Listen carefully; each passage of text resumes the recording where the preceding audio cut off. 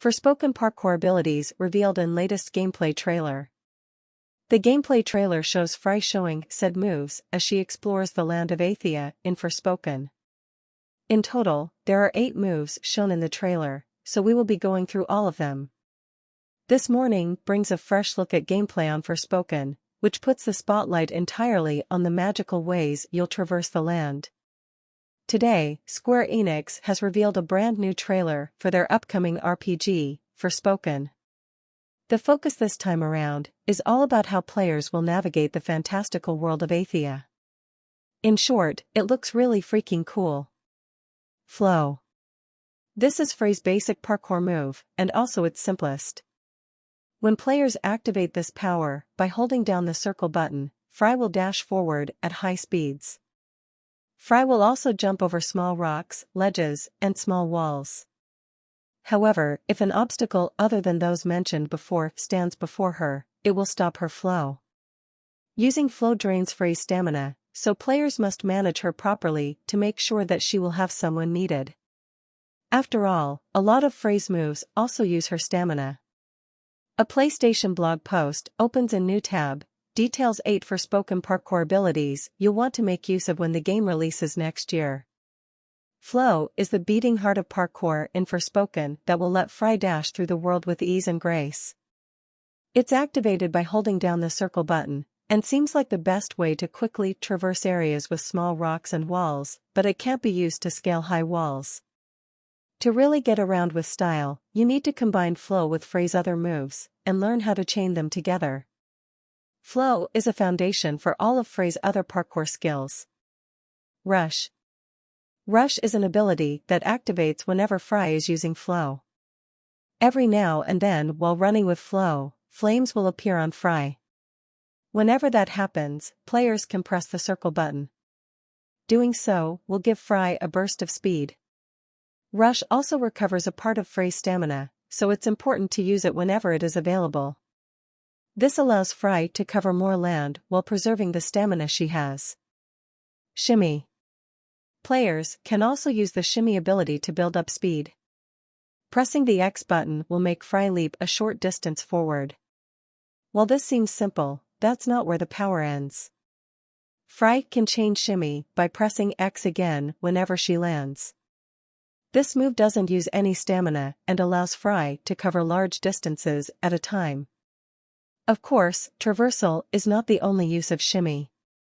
Players can also use shimmy to dodge enemy attacks, so mastering this technique is important. Frey's other magical moves include Rush, which increases the speed of her flow, Shimmy, which accelerates Frey by kicking her up off the ground, and Scale, which creates phantom footholds to launch her high up in the air. SOAR will let her pull off multiple leaps in succession, while Zip acts as a sort of magical grappling hook, and Glide lets you ride an imaginary wave on a magical surfboard. Float. Float slows down Frey's falling speed, and allows her to cover large gaps with ease. This is very similar to the gliding mechanic in most modern games like Genshin Impact. Players can use other moves in combination with Float, such as Zip, which we will talk about later. Of course, this move uses stamina, so players must make sure that they have the needed stamina to even use this move before jumping off a cliff. Glide.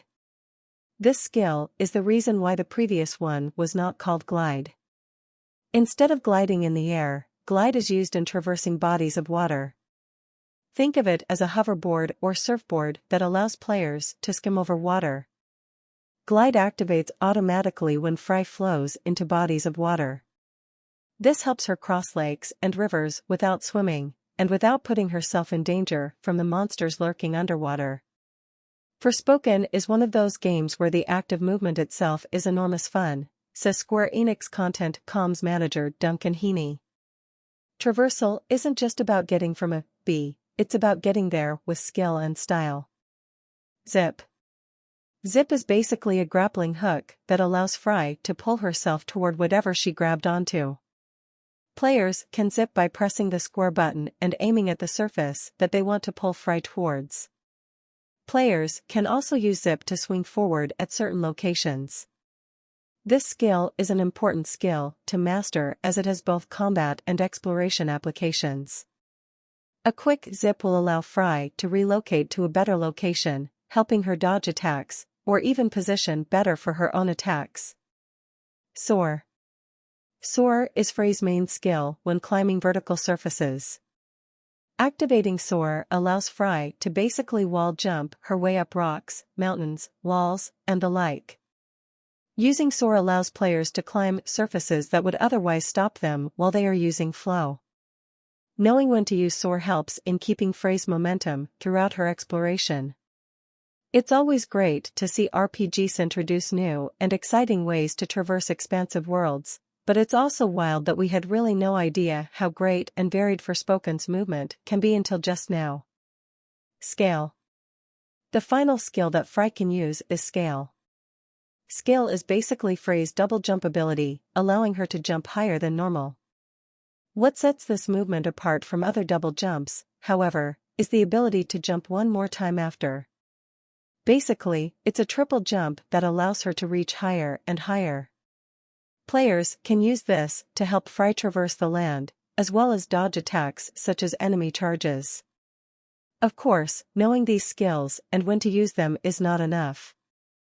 The player faces many dangerous creatures in Forspoken, so Frey must use her parkour abilities alongside her combat ones to defeat them. That's all we know so far about Frey's magic parkour abilities from the Forspoken gameplay trailer. Forspoken comes out on January 24, 2023.